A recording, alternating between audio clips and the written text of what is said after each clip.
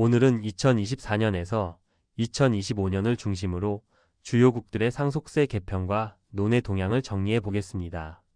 최근 상속세는 단순한 조세 이슈를 넘어 부의 이전과 불평등 정치 쟁점으로 확장되고 있습니다. 먼저 전체 흐름부터 보겠습니다.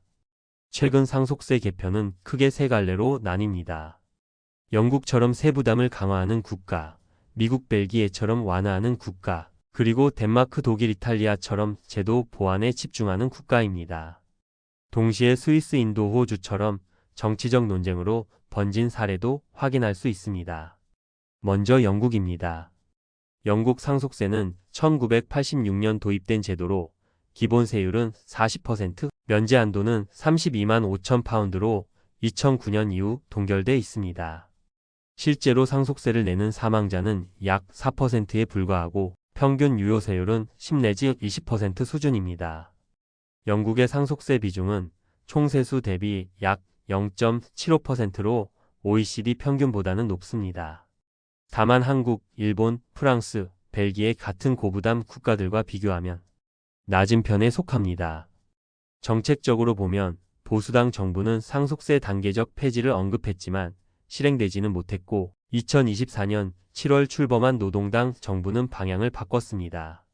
농업 및 사업재산 공제를 축소해 100만 파운드 초과분에 대해 실질적으로 20% 과세가 이루어지도록 했습니다.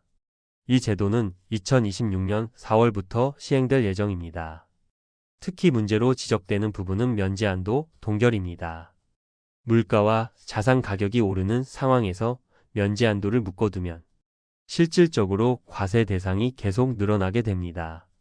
그래서 영국에서는 이를 숨은 증세, 스텔스 텍스라고 부르고 있습니다. 이에 따라 농민과 가족기업 중심의 강한 반발이 나타났고 실제로 트랙터 시위까지 벌어졌습니다. 흥미로운 점은 일부 학자들이 한국의 상속세 제도를 영국의 중요한 참고 사례로 언급하고 있다는 점입니다. 다음은 미국입니다. 미국은 연방 차원에서 유산세를 일부 주에서는 상속세나 주 유산세를 부과합니다. 연방 유산세 최고 세율은 40%입니다. 다만 핵심은 면제 한도입니다. 2017년 트럼프 일기 정부의 TCJA로 면제 한도가 대폭 상향됐고 2025년에는 OBBBA를 통해 1,500만 달러까지 추가 상향될 예정입니다. 주정부 차원에서도 면제 한도 인상이나 상속세 폐지가 이어지고 있습니다. 스위스는 상속세 논의가 국민투표로 이어진 대표적 사례입니다.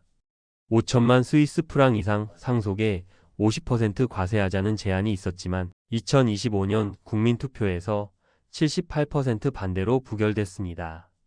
이는 2016년 기본소득 국민투표와 마찬가지로 스위스 국민들이 포퓰리즘보다 경제 지속성을 선택한 결과로 평가됩니다. 특히 부의 불평등이 높음에도 불구하고 조세 강화에는 선을 그은 점이 특징입니다. 이탈리아는 비교적 낮은 상속세 국가입니다. 직계비속은 100만 유로까지 면제, 초과분에 4% 세율을 적용합니다. 2025년부터는 제도 운영의 명확성과 효율성을 높이는 방향의 개편이 이뤄졌습니다. 다만 상속 자산 규모 자체는 빠르게 늘고 있습니다. 억만장자 상속 자산은 지난 30년간 2배로 증가했고 상속으로 이전되는 부의 규모는 GDP 대비 14%에 달합니다. 이렇게 부의 이전 규모가 크고 부의 불평등이 큼에도 불구하고 일부의 상속세 강화를 요구에 대해 이태리 정부는 단호하게 반대 입장을 표하고 있습니다. 인도는 2024년 총선에서 제도입 논의가 정치 쟁점으로 부상했습니다. 결국 모디 정부가 공식적으로 부인하면서 논쟁은 정리됐습니다. 호주는 1979년 연방 상속세를 폐지한 이후 자본이득세와 퇴직연금 과세로 이를 대체하고 있습니다. 학계와 일부 기관에서는 제도입을 주장하지만 연방 정부는 명확히 선을 긋고 있습니다. 마지막으로 벨기에입니다. 벨기에는 지방 정부가 상속세를 부과하는 구조인데 최근 왈론과 플레미시 지역을 중심으로 상속세율 인하가 확산되고 있습니다. 정리하면 글로벌 상속세 흐름은 강화보다는 완화 또는 제도 보완, 그리고 정치적 리스크 관리 쪽으로 이동하고 있습니다. 이 흐름 속에서 한국 상속세의 위치와 방향도 함께 점검해 볼 필요가 있습니다.